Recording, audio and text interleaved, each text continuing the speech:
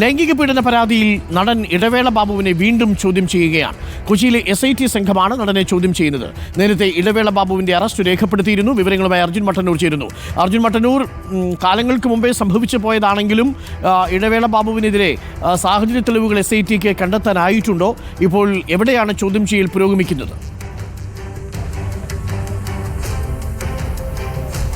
അരുൺകുമാർ, നടൻ ഇടവേള ബാബുവിനെ ലൈംഗിക പീഡന കേസിൽ ഇപ്പോൾ SIT വീണ്ടും ചോദ്യം ചെയ്യുകയാണ്. കൊച്ചിയിൽ തീരദേശ AIG ആയ ജി പൂങ്കുഴിയുടെ ഓഫീസിൽ എത്തിയാണ് ഇപ്പോൾ ഹാജരാവുകയാണ് ചെയ്തത്. അതിനുശേഷം ഇപ്പോൾ ചോദ്യം ചെയ്യൽ ആരംഭിച്ചിട്ടുണ്ട് എന്നാണ് മനസ്സിലാക്കുന്നത്. എന്തായാലും നേരത്തെ ആലുവ സ്വദേശിയായ നടിയുടെ പരാതിയിൽ നടനെതിരെ കേസെടുക്കുകയും ഇതിന് പിന്നാലെ നടൻ മുൻകൂർ ജാമ്യം നേടുകയും ചെയ്തിരുന്നു. ഇതിന് പിന്നാലെ ഇക്കഴിഞ്ഞ 25-ാം തീയതി നടനെ 3 മണിക്കൂറോളം ചോദ്യം ചെയ്ത ശേഷം അറസ്റ്റ് രേഖപ്പെടുത്തി വിട്ടയക്കുകയായിരുന്നു. എന്നാൽ ഇന്ന് വീണ്ടും വിളിപ്പിച്ചിരിക്കുകയാണ്. എന്തിനാണ് വിളിപ്പിച്ചത് എന്ന് തനിക്കറിയില്ല എന്നാണ് ഇടവേള ബാബു പ്രതികരിച്ചത്. എന്തായാലും ഈ നടനെതിരെ, ഇടവേള ബാബുവിനെതിരെ മറ്റൊരു കേസ് കൂടി രജിസ്റ്റർ ചെയ്തിട്ടുണ്ട്. അതായത് കോഴിക്കോട് സ്വദേശിനിയായ ഒരു ജൂനിയർ ആർട്ടിസ്റ്റിൻ്റെ പരാതിയിൽ നടക്കാവ് പോലീസ് കേസെടുക്കുകയും അത് പിന്നീട് പ്രത്യേക അന്വേഷണ സംഘത്തിന് കൈമാറുകയും ചെയ്തിട്ടുണ്ട്.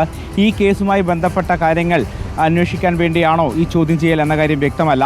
എന്തായാലും നേരത്തെ ഈ ആലുവ സ്വദേശിയായ നടിയുടെ പരാതി പ്രകാരം AMMAയിൽ അംഗത്വം വാഗ്ദാനം ചെയ്തുകൊണ്ട് ഫ്ളാറ്റിലേക്ക് വിളിച്ചു വരുത്തി ലൈംഗികാതിക്രമം നടത്തിയെന്നാണ് പരാതി. ഈ പരാതിയിലാണ് കഴിഞ്ഞ മാസം അവസാനത്തോടുകൂടി ചോദ്യം ചെയ്ത് അറസ്റ്റ് രേഖപ്പെടുത്തി വിട്ടയച്ചത്. എന്തായാലും ഇപ്പോൾ വീണ്ടും ഇടവേള ബാബു ഹാജരായിരിക്കുകയാണ്. അഭിഭാഷകനൊപ്പമാണ് ഇടവേള ബാബു പ്രത്യേക അന്വേഷണ സംഘത്തിന് മുമ്പിൽ ഹാജരായിരിക്കുന്നത്. ഏതാണ്ട് അരമണിക്കൂറോളമായി ഇടവേള ബാബുവിനെ അന്വേഷണ സംഘം ചോദ്യം ചെയ്തു വരികയാണ്. അരുൺകുമാർ.